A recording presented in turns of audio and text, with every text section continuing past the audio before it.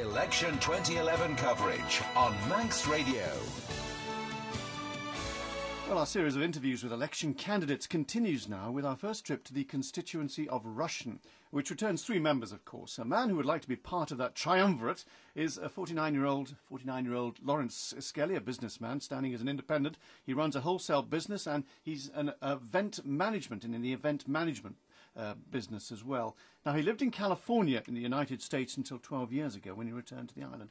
California, a state, of course, that knows something about economic emergencies. Good morning, Mr. Skelly. You say you're standing because I believe Rushen needs better representation, and you're going to provide it. Well, I like to think I could serve Rushen well and the island. I've got a very different background from the sitting members, and I think I have solid business experience, so I'd like to serve Rushen. So you've got a minister in there, and you've got two prominent backbenchers. What have they done wrong that you can do right? Well, it's not so much what they've done wrong, it's really what I would do that would be different, I suppose. And I think, as I've laid out on my manifesto, I'd like to come forward with new initiatives, like to help the constituency and the island. You're a new politician, basically, and you're coming as a new politician. We've got a difficult time ahead of us. Can you, as a new politician, can we afford to have new politicians coming in effect, learning the course still by the time they get to Hanley's Corner? Well, I think it's really a question of new initiatives, as I said earlier there, but it's being creative and innovative, and I think that's what's necessary in these difficult times. Can you give us some examples of this innovation? Well, innovation... the economy is obviously the biggest issue by far, as I'm sure we all recognise.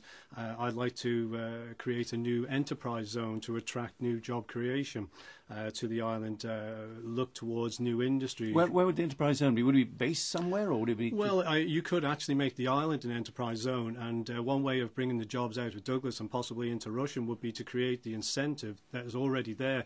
One of the biggest job creations that we have is the DED department have an incentive for job relocations, and if you had that as a sliding scale, you would be in as much that you get the greater support the further away from Douglas, and I think that's a good incentive. You've been involved in efforts to bring visitors, tourists, to the Isle of Man. I have. Obviously. Some people say tourism industry's dead, basically, or it's dying anyway. Is it? Is that why it's in dead and doesn't have a director of tourism? But is it dead? Is it? I think not, no, and there are plenty of people that have sort of echoed to me or lobbied me because of my interest in tourism and trying to get greater support in government. I think it's sad, the decline. Certainly we've had a reduction in bed spaces, that is unfortunate, but the Isle of Man still has an awful lot to offer, and I think it could help the economy too. So what does it have to offer? Well, the natural beauty is the main issue. Is that enough, though? No, it's not enough. Natural beauty is attractive towards our cultural clients, and we have obviously the heritage, and there is a lot of people that we could target in that respect.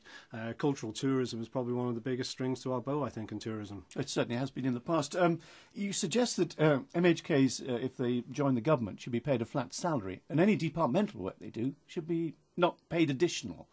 I don't think I would like to remove that incentive, simply to also try and make it a duty. So as if you are going to be a standing politician, and I believe if you are, you do want to work for government, you want to contribute to it, I think you also need to have independence of voters at the same time. So I'd like to remove that incentive to try and put pressure on all MHKs to work for government. Obviously, taking on extra departmental responsibility, perhaps two departments, is a lot of extra work. Would members who perhaps see politics as a career be prepared to do it without being remunerated for it? Well, I would hope they are, because they're standing up and they want to help the island, and they want to help run the government. So it's part of a duty. I don't want to stand and actually sit on the back bench and actually try and pull the government down. I do want to be able to question, and I want that independence, but I also want to have that opportunity to contribute to the running of the government.